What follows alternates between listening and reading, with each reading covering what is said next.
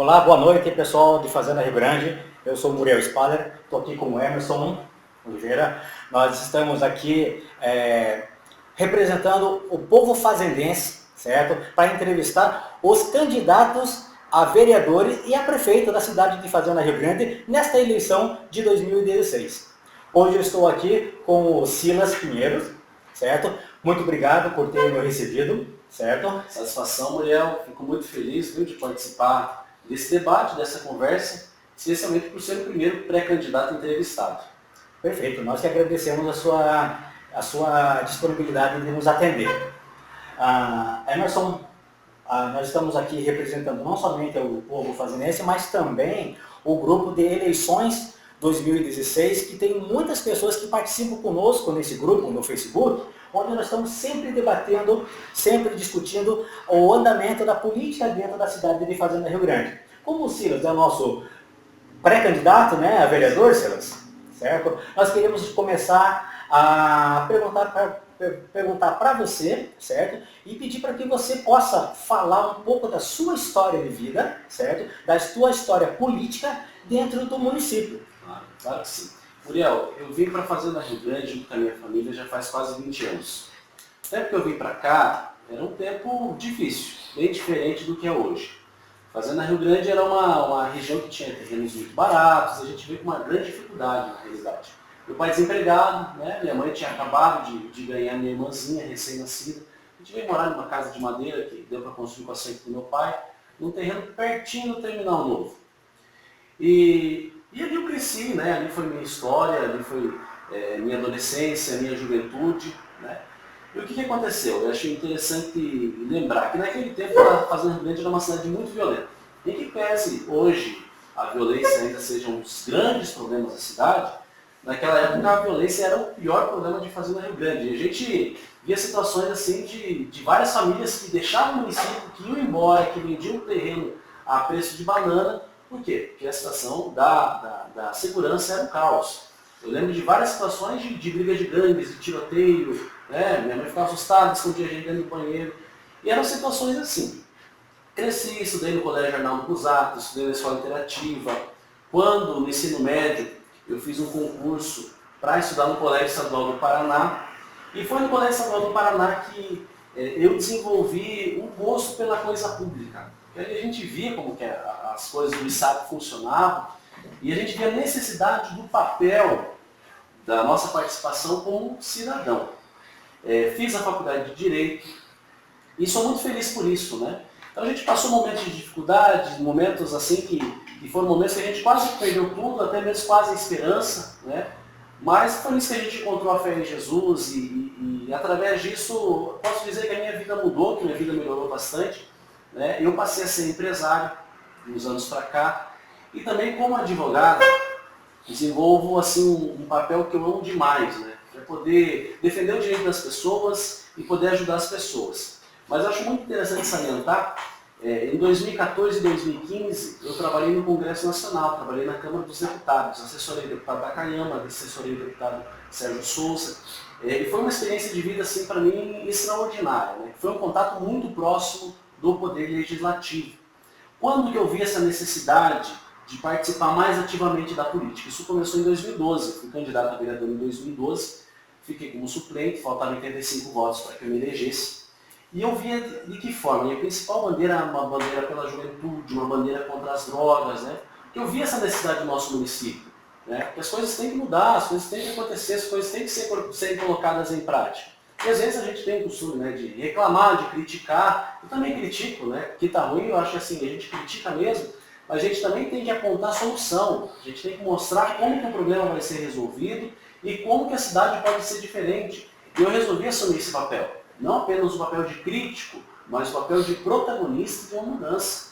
E me coloquei à disposição. Foi assim uma votação muito boa, especialmente pela minha idade.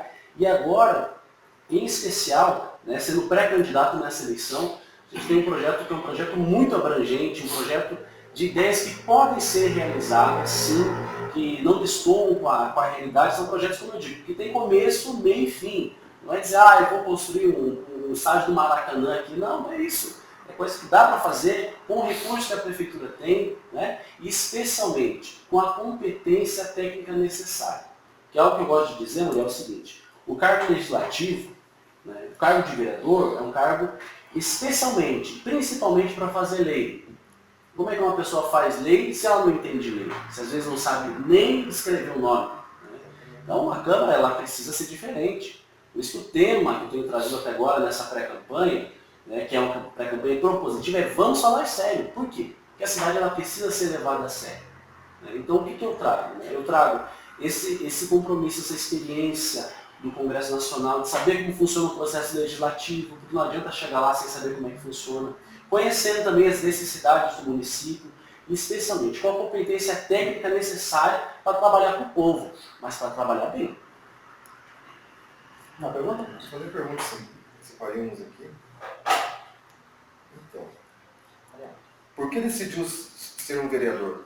Eu decidi ser vereador, ou melhor dizendo, né, pré-candidato a vereador, porque eu vi que tem coisas que precisam ser mudadas na cidade. Se as coisas estivessem legais do jeito que estão, com o pessoal que está aí hoje na Câmara dos Vereadores, eu não seria pré-candidato a vereador. E eu vi também que eu não podia só criticar, né, que eu tinha que também apresentar a solução. E agora é o momento, além de ver o que as coisas estão erradas, que não funcionam, é de dizer como elas podem dar certo e como elas podem funcionar. Né? Eu acredito que se as pessoas boas não ocuparem os lugares na política, as pessoas ruins vão ocupar. Então eu estou aqui para fazer o meu papel, para ocupar o espaço na política, para realmente fazer um trabalho competente e sério. Silas, pegando o nosso cotidiano, a nossa cidade está crescendo desordenadamente, certo? Tem muitas pessoas que ainda não estão conseguindo residência em Curitiba e estão vindo para a Fazenda Rio Grande, certo? Exatamente por causa dos preços dos imóveis que estão a um preço até que razoável para que a pessoa de baixa renda, a pessoa de renda média, por exemplo, consiga adquirir o seu imóvel aqui. Então, o caos já se estabeleceu aqui na cidade de Fazenda Rio Grande. Nós, em se tratando de mobilidade urbana, certo? Quais que são os seus projetos? Muriel, em que pese todas as campanhas legislativas, ou melhor dizendo, a maioria delas, o candidato a vereador, a deputado, estabeleça geralmente uma linha só de propostas, eu acho que Fazenda Rio Grande já precisa ser pensada como um todo. E hoje, como você falou, a principal dificuldade que a cidade enfrenta é o planejamento urbano, porque a cidade cresceu. A cidade hoje é uma cidade... Agora sim. Hoje é uma cidade com 120 mil habitantes, né? E o censo diz que a cidade tem em torno de 80 mil habitantes. Então, o que acontece? São muitas pessoas morando aqui e pouco recurso. Eu vejo o quê? Eu vejo que a prefeitura ela faz o que consegue fazer. Mas chega um ponto que já não consegue, já não tem condições. Hoje o município, a gente começar essa conversa, o município ele tem hoje uma arrecadação anual em torno de 190 milhões. Hoje a gente tem Fazenda Rio Grande uma média de 120 mil pessoas morando. Se a gente fizer uma comparação com o município de Pinhais, o município de Pinhais tem a mesma quantidade de pessoas, 120 mil, mas tem uma arrecadação de 500 milhões. Dá para fazer muito mais. Então a gente esbarra muitas vezes nisso, na questão financeira. Mas eu penso que a cidade até agora, Miguel, ela não serviu os interesses da população. Ela serviu principalmente os interesses das loteadoras, das imobiliárias, dos materiais de construção, dos corretores. Mas o interesse, que é o interesse da população em si, ficou um pouco de lado. É muito bom que as pessoas tenham casa aqui, é ótimo, é excelente. Eu acho isso maravilhoso. É bom que a gente consiga comprar nossa casa própria com um preço acessível, é muito bom. Mas é melhor ainda que a pessoa, quando vem morar para cá, que ela tenha um serviço público de qualidade, que ela seja atendida com o serviço público que lhe é de direito, com a saúde, com a educação, com a segurança, né, com a questão de infraestrutura urbana que ela merece. O que eu proponho?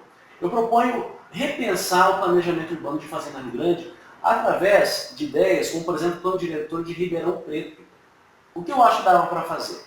Os loteamentos, muitos já saíram, né, e muitos ainda virão para Fazenda Rio Grande, e muitos loteamentos ainda estão em fase de construção. Né. Eu vejo o seguinte, eu acho muito importante que o loteador ele pense também em quais serão os serviços públicos que as pessoas serão que utilizar. Por que não a gente acrescentar no plano diretor que o loteador tenha a obrigação de construir escola, de construir creche, de construir posto de saúde, que pelo menos atenda à demanda de, no mínimo, o condomínio que ele está construindo. Porque a gente vê condomínios que são verdadeiras cidades, com 500 casas, 300 casas, isso é um verdadeiro bairro, né, inteiro dentro de um condomínio. E essas pessoas vão utilizar o serviço público da onde? Né? Tem escolas sendo construídas, tem creches sendo construídas, mas quando estiverem prontas, já vão estar defasadas. Então é hora de repensar. Né? Vai custar um pouquinho mais para o consultor? Um pouquinho mais, mas não é tanta coisa assim. Né? O principal é que ele vai ter retorno no investimento dele, porque quem não quer comprar uma casa nova do lado de um posto de saúde? E o principal, a gente vai fomentar o crescimento de centros urbanos. Porque a ideia, Muriel, de ter apenas um centro urbano na cidade, que a pessoa tem que se deslocar, por exemplo, quem mora no Jardim Nita ou no Jardim Veneza, se deslocar por dentro da cidade, rodando de 8, 10 quilômetros até chegar no único centro urbano, que a gente abrange a região aqui da Prefeitura da Jacarandá e até a região da César Carelli, é um absurdo. Se o plano diretor ele prevê que os novos loteamentos eles necessitem apresentar um projeto, uma construção de uma creche, de um posto de saúde e de uma escola, tendo uma área comercial, logo vai sair um mercado, logo vai sair uma padaria, um posto de combustível e, por que não, um banco. E aí os recursos da prefeitura, eles poderão serem direcionados e priorizados para a mobilidade urbana. O que eu penso? Uma cidade que tenha vias, que sejam vias, que permitam uma boa locomoção, bom escoamento, que tenha calçadas, né, que tenha iluminação, vai atrair muitos comerciantes para cá e muitas grandes empresas. Né? Então a prefeitura não vai mais precisar ter tantos gastos, vamos assim dizer, não vai deixar de ter gastos, mas não vai ter tantos gastos com a construção de escolas, de creches e de unidades de saúde, pelo menos nas regiões, nos novos loteamentos, e vai poder investir em infraestrutura urbana. A gente está aqui de frente para a Avenida Brasil. É uma avenida vital para a cidade. A gente vê uma pista vai, outra pista vem, não tem nem faixa de estacionamento. Isso tem que ser repensado. Se a Fazenda Rio Grande quer realmente ser uma grande cidade, eu proponho que seja esse o enfoque, né, da prefeitura, que seja pensar realmente na questão de infraestrutura urbana e que tenha condição de fazer esse investimento. Então, vai para outra pergunta aqui. Quando e onde você pretende atender a população? O povo vai atrás de você para você? Emerson, eu penso que quem se propõe a ser político hoje em dia tem que ser um novo político. Hoje a gente vive uma mudança de paradigma. O paradigma mudou dentro das empresas. E por que não mudou dentro da política? Dentro da empresa, hoje em dia, é difícil a gente ver o espaço do tal do chefe. Né? Hoje a gente vê o espaço do líder. Antes a gente via, eu mando, agora ó, nós fazemos. É um trabalho em conjunto. E eu acho que isso tem que ser trazido para a política. A gente está nesse período de pré-campanha, né? Ainda não sou candidato, que não chegaram as convenções. A gente vai aguardar as convenções, mas como pré-candidato, andando nas ruas e conversando com o pessoal, eu tenho encontrado uma abertura muito grande. Porque o que a gente propõe é realmente uma política participativa.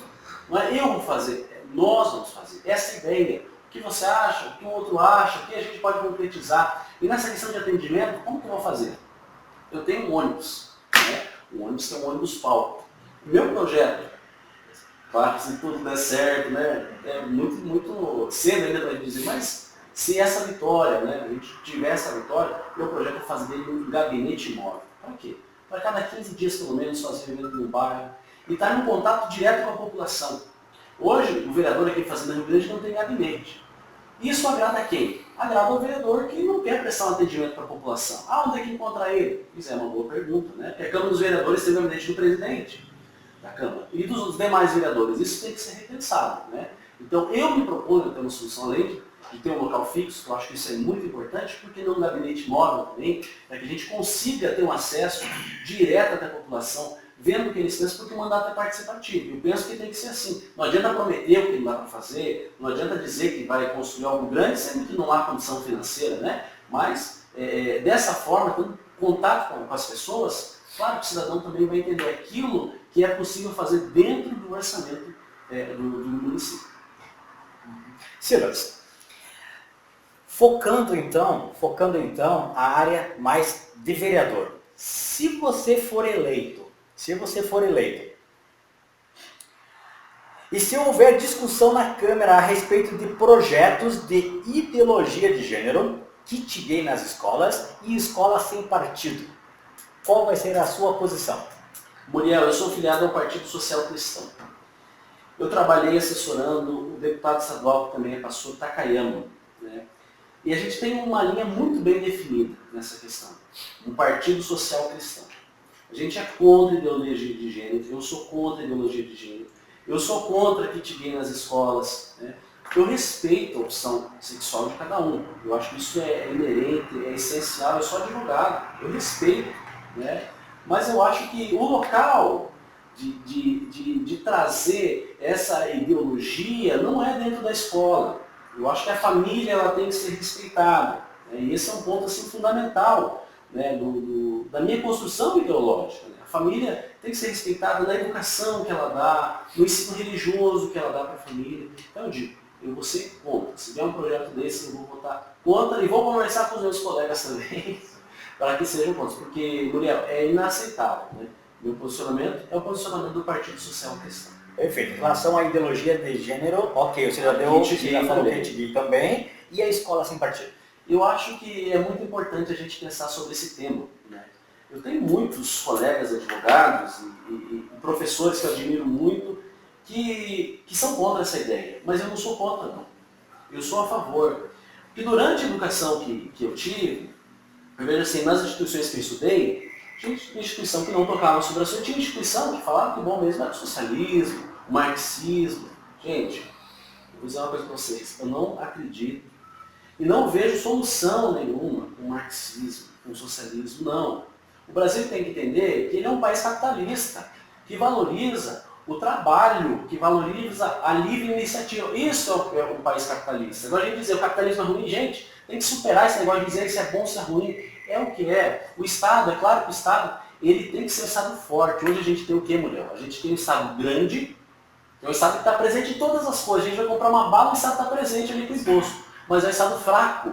E quando a gente tem demandas, o Estado não consegue resolver. Eu proponho um Estado pequeno. Essa é a minha ideologia que eu penso, um Estado pequeno, mas um Estado forte. Um Estado que não esteja se intrometendo todo dia na vida do cidadão, que não esteja tão presente na vida do cidadão, cerceando a sua liberdade individual, cerceando a sua liberdade de pensamento, mas que quando ele for solicitado, quando for importante o Estado, ele seja pronto para resolver e tenha a força necessária para resolver. Como advogado que eu vejo, processos levam 10 anos, 15 anos. Isso, um país, vamos dizer, um país sério, isso não pode acontecer. O Estado tem que ser forte a ponto de responder a demanda do cidadão. Por isso que o que eu falo, a escola ela tem que ser sem partido, sim. A gente não pode transferir a responsabilidade da educação da família para a escola. Não. A escola tem a responsabilidade do ensino, mas não a responsabilidade da educação. Valores, princípios morais são importantes ser repassados na escola? São. Mas essa é a responsabilidade principal da família. Então, na sua opinião, como avalia o trabalho do executivo? Olha, eu acredito que o executivo ele tem se esforçado bastante. Por que eu digo isso? Como eu estava dizendo agora há pouco, Pinhais tem uma população proporcional à população de Fazenda Rio Grande e dispõe de 500 milhões de recursos por ano. Fazenda Rio Grande tem 120 mil e é 190 milhões. É bastante? É bastante. Só que são muitas pessoas também. Então é aquela situação, Muriel, a gente pensa até na questão da nossa família, né? Se a gente tem uma família, a gente faz aquilo que a gente consegue ganhar, que a gente tem condição financeira de fazer. Eu acho assim, tem muita coisa que dá para ser melhorada? Tem. Né?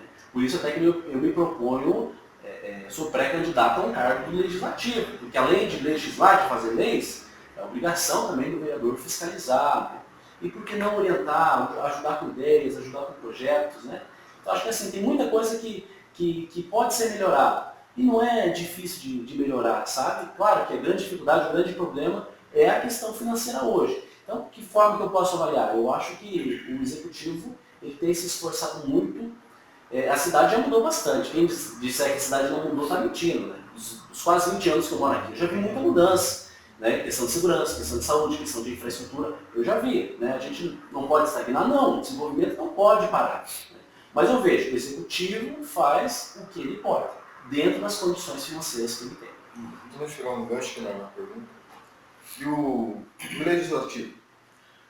Olha, eu acho que eu não quero ser muito crítico, Mas eu acho que a gente nunca teve um legislativo tão complicado quanto dessa vez.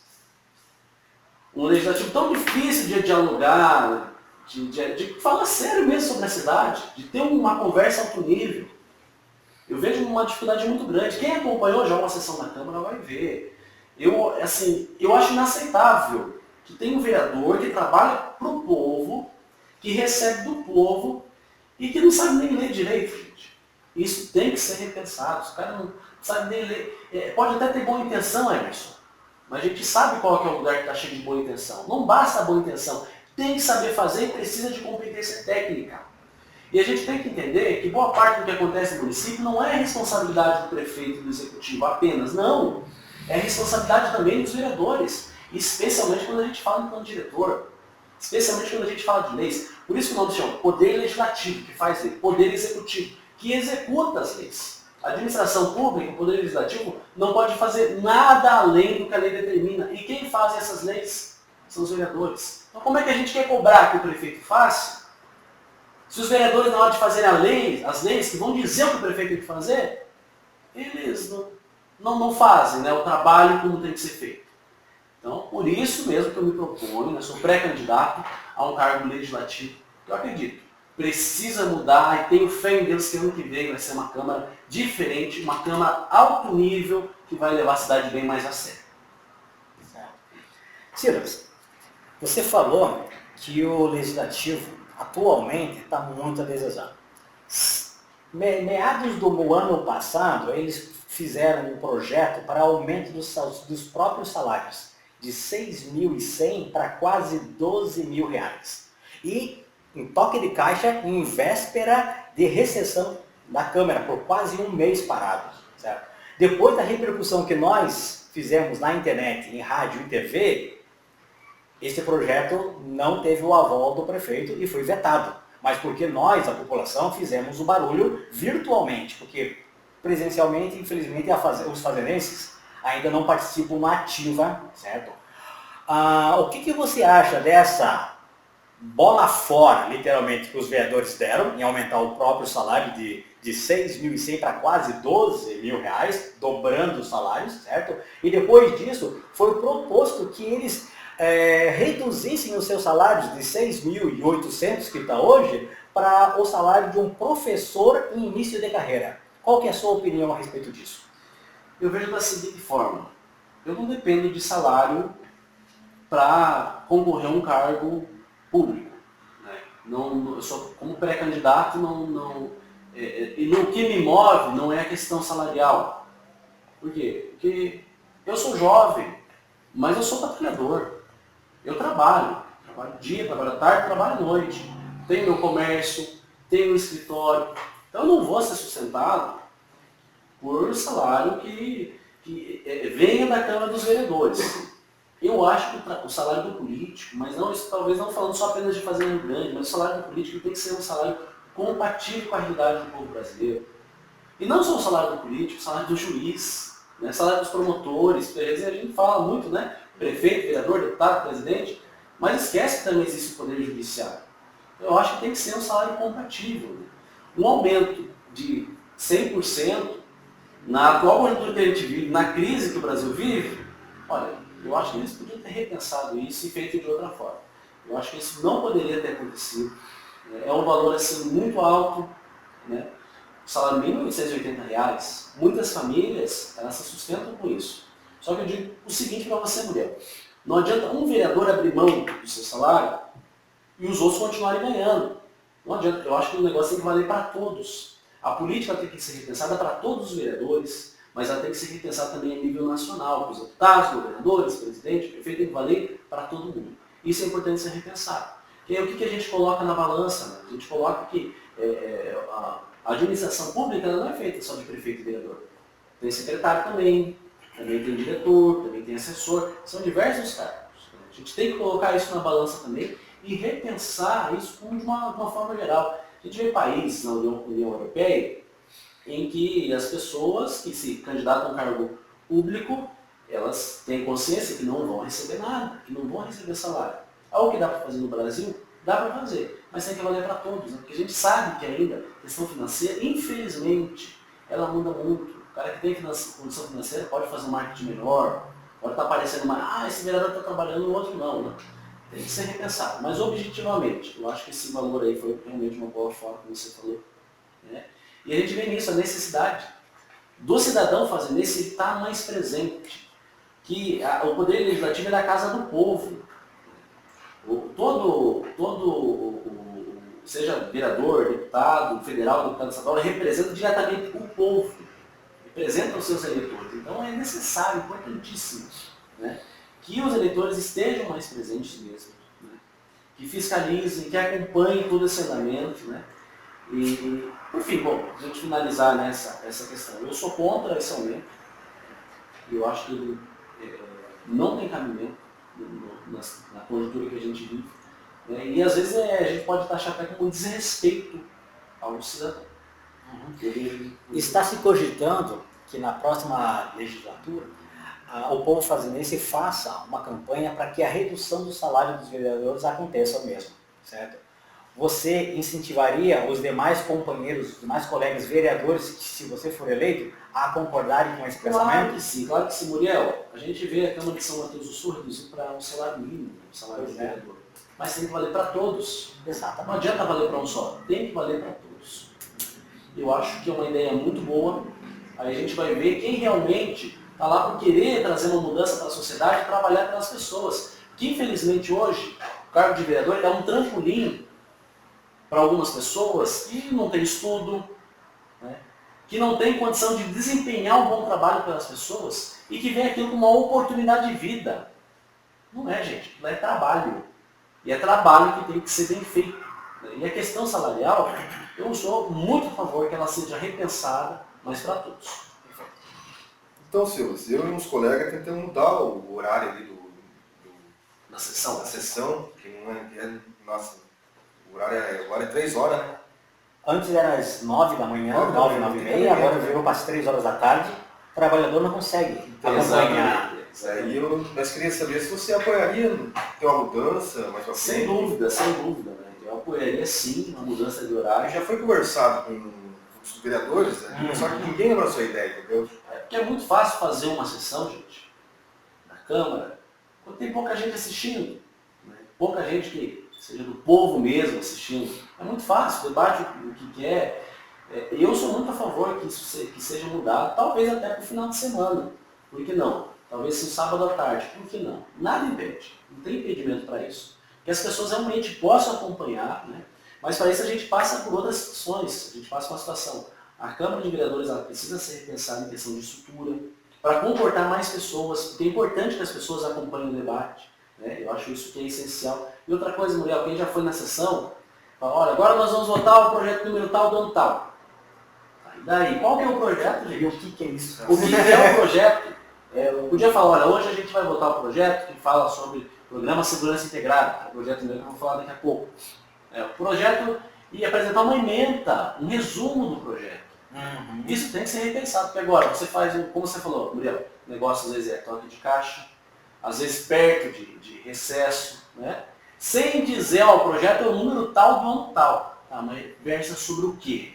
Qual que é o tema do projeto? Tem que ser entendível, isso faz parte da transparência.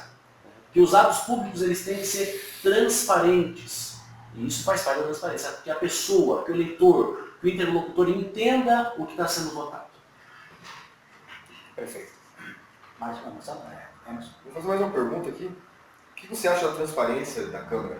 Já que você tocou no assunto. É um tema muito bom, né? Porque a transparência, gente, eu digo que ela não é só uma transparência orçamentária, de ter o portal da transparência, mostrar quanto que o vereador ganha, quanto que o assessor ganha, quanto que é gasto no café, quanto que é gasto na limpeza, não. Ela é uma transparência de projetos também. Então eu acho que ela deixa a desejar isso. Nessa questão específica, ou melhor dizendo, especialmente nessa questão de transparência dos projetos, que as pessoas entendam qual é o projeto que está sendo votado, entendam porque um vereador vota a favor e porque o outro vereador vota contra. E não só dizer, projeto número tal, do ano tal. Não, tem que dizer qual é o projeto, tem que trazer no mínimo um resumo para que as pessoas entendam o que está sendo votado. Isso é transparência. Silas, Atualmente, muitos cidadãos aqui da fazenda estão reclamando que estão levando muitas multas dos radares instalados pela cidade, certo? E que, em contrapartida, esses valores dessas multas não estão sendo aplicados dentro da própria cidade.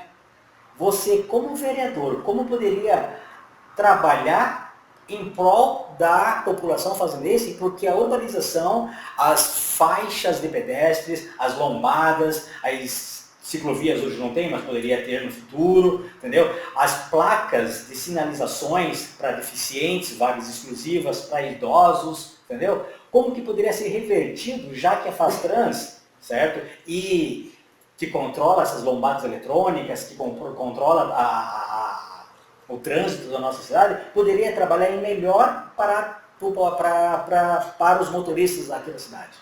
Quando a gente fala em questão de multas, a gente fala em arrecadação financeira do município.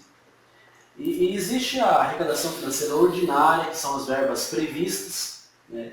E a arrecadação financeira de multas ela é uma arrecadação extraordinária, uma arrecadação que ela não está prevista, que ela acontece com a medida do tempo. Eu acho que a fiscalização é muito importante. A gente não pode colocar em risco a vida de pessoas, de idosos, de crianças, qualquer cidadão, né, por causa de disciplina no trânsito. Isso tem que ser pensado, né? Mas essa questão de verba em si, do retorno, de como ela é aplicada, Muriel, a gente entra naquela mesma situação, né? Na questão dos recursos disponíveis. Porque por mais que sejam várias multas, os investimentos também são altos. Uma lombada ela tem um custo para a prefeitura de R$2.000. Um conjunto semafórico ela tem um custo para a prefeitura de R$12.000 para você encontrar um semáforo. Não é um custo barato. Você vai arrecadando multa de 100, de 150, de 80. É muita multa que precisa para fazer isso, para depender só desse fundo, né, que é um fundo extraordinário, de entradas de recurso extraordinário. O que eu penso, é o que eu estava te falando agora há pouco, a questão do plano diretor. Se a prefeitura ela puder pensar mais em infraestrutura urbana, né, e os loteadores e os construtores, quando forem fazer os loteamentos, eles façam algo que, do meu ponto de vista, gente, não é nada além do que a obrigação deles, né, de fazer a creche, de fazer o posto de saúde, de fazer a escola, pelo menos no mínimo, os moradores daquela região, a prefeitura vai conseguir ter caixa, vai conseguir ter fôlego para investir em infraestrutura urbana. Isso são vias adequadas, né, que melhore o fluxo, porque o trânsito ele não pode ser um trânsito tão lento que atrapalhe a mobilidade das pessoas. E falando em mobilidade de calçadas, né, falando em semáforos, falando em pintura de faixas, né, questões assim. Eu acho que isso precisa ser repensado e poderia ser repensado dessa forma. Seria possível, você como advogado e também pré-candidato, né, a vereador, os vereadores bolarem uma lei onde que nós, população de fazenda, possamos acompanhar a arrecadação de multas e o investimento que o município estaria Eu vou dizer para você, Muriel, não precisa criar lei. Já existe a lei da transparência, né? Se isso não consegue ser encontrado hoje pelas pessoas, é por falta de fiscalização, por falta de requerer, porque isso já é lei, né? As pessoas, qualquer cidadão, ele tem o direito de saber quais são os recursos que entram na prefeitura e como eles são investidos, inclusive de verbas extraordinárias, que são as multas. Então já existe a lei, né? O que eu acho que os vereadores têm que fazer nessa situação, porque eles são representantes do povo, é cobrar, se isso não está acontecendo, que isso aconteça. E divulgar também para a população, né? Claro que sim. Assim, se você me perguntar se eu sou a favor de multa, né? Eu acho assim, ninguém é a favor de multa. Vamos fazer uma pergunta dessa, ninguém é a favor de multa. Eu não gosto de levar multa, ninguém gosta de levar multa.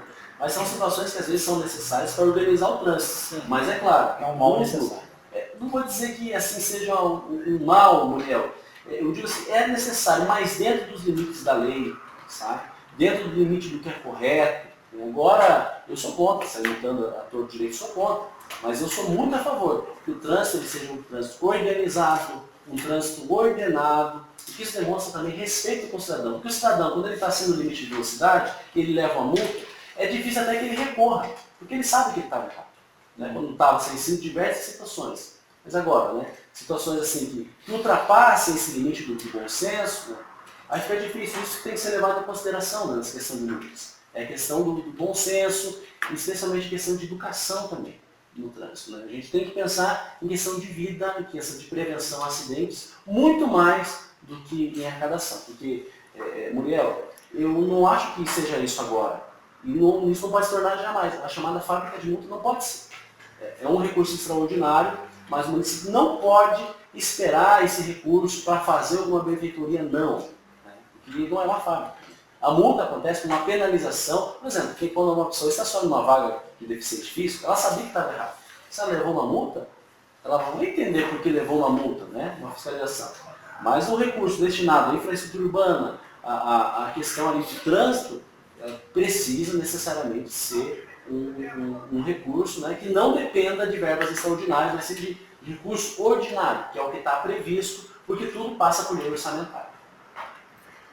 O site de transparência da prefeitura, com certeza você já viu, acessei, né? sim. E você acha que falta muita transparência ali para o povo? Olha, Emerson, muita gente reclama. Eu vou dizer para você assim, claro que nem tudo é perfeito, mas quando existem coisas boas, a gente tem que elogiar.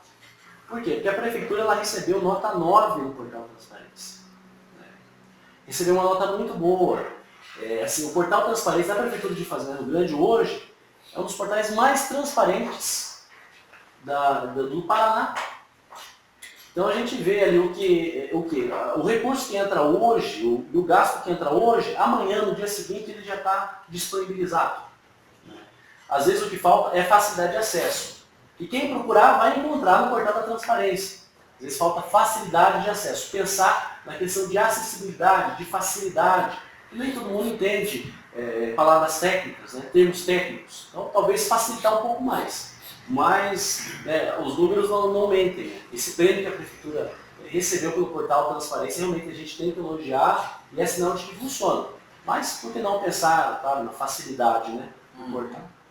Silas, para nós encerrarmos, né, esse bate-papo contigo, eu gostaria que você mandasse uma mensagem, olhando para aquela câmera ali, certo? Para o povo fazendense, a respeito da sua candidatura e o que você deseja para o povo fazendense nos próximos 4 anos que virão pela frente. Claro que sim. Muriel, eu quero agradecer a você, ao Emerson, a toda a equipe, por esse debate, porque é assim mesmo que funciona a política, ou melhor, deveria funcionar, através realmente da exposição de ideias, né, de projetos e coisas que façam com que a cidade seja melhor. Eu me proponho como pré-candidato a vereador, me coloco à disposição do município de Fazenda Rio Grande, especialmente para levar a nossa cidade mais a sério, que eu acho que a grande necessidade hoje do município é essa. O município tem diversos problemas, diversas áreas que melhoraram muito, a gente não pode negar, mas ele precisa que ele seja levado mais a sério. Não só pelo prefeito, às vezes a gente acha que tudo é culpa do prefeito e não é.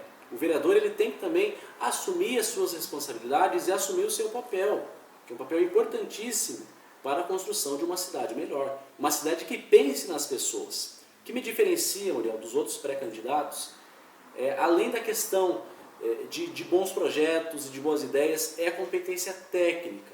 Através do curso de Direito, né, hoje eu sendo advogado, eu tenho condição de exercer um bom trabalho. Porque o vereador ele tem um cargo que é principalmente legislativo para fazer lei. Como é que alguém faz lei se às vezes não sabe nem ler, não sabe nem escrever? Não dá, gente. Tem que entender de lei. É a mesma coisa, o teu carro, por exemplo, estragar. Né? Você precisa levar no mecânico. Não adianta levar no médico. O médico tem qualificação, mas para ser médico, não para ser o mecânico. Né? E a mesma coisa, o cargo de vereador. O cargo é um cargo legislativo. Precisa entender de legislar. Então eu trago essa formação jurídica e também o trabalho no Congresso Nacional, que eu trabalhava com o processo legislativo. Vendo como as leis eram feitas, né? Vendo como as emendas eram enviadas para os municípios, e isso que faz realmente as ideias se concretizarem, porque não adianta alguém trazer ideias que sejam maravilhosas, que a gente acha que é a melhor coisa do mundo, vou construir um Maracanã em Fazenda Rio Grande. Tá, mas o dinheiro vai sair da onde? A prefeitura vai fazer com qual recurso? Tem que ser propostas com começo, meio e fim. E é o que nós estamos trazendo, são projetos que são projetos com o pé no chão. Claro que são inovadores, mas são projetos que eles podem ser feitos hoje com os recursos que o município dispõe. E precisa para isso, além da boa vontade, também a competência técnica.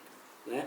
E eu quero também dizer que o político hoje não pode pensar que ele é uma ilha, que ele vai fazer as coisas acontecerem sozinho. Não, o mandato ele tem que ser participativo, que as pessoas possam dar opinião, e não só o político depois falar, olha, isso aqui é uma prestação de contas, eu fiz isso, aquilo, aquele outro. Não, as pessoas têm que participar, têm que dizer o que elas pensam, porque quem melhor do que o próprio cidadão para saber quais são os problemas da cidade? A cidade evoluiu, mas ela não pode parar, ela tem que melhorar mais ainda. E o que eu me proponho é que a Câmara dos Vereadores ela tenha um alto nível de debate, especialmente consiga trazer resultado de melhoria de vida para as pessoas. Eu te convido, acesse o meu site e conheça mais das minhas ideias.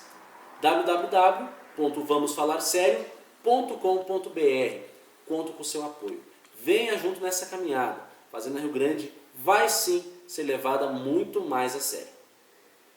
Silas, mais uma vez eu quero agradecer em nome do grupo das eleições da Fazenda aqui em Fazenda Rio Grande a sua atenção.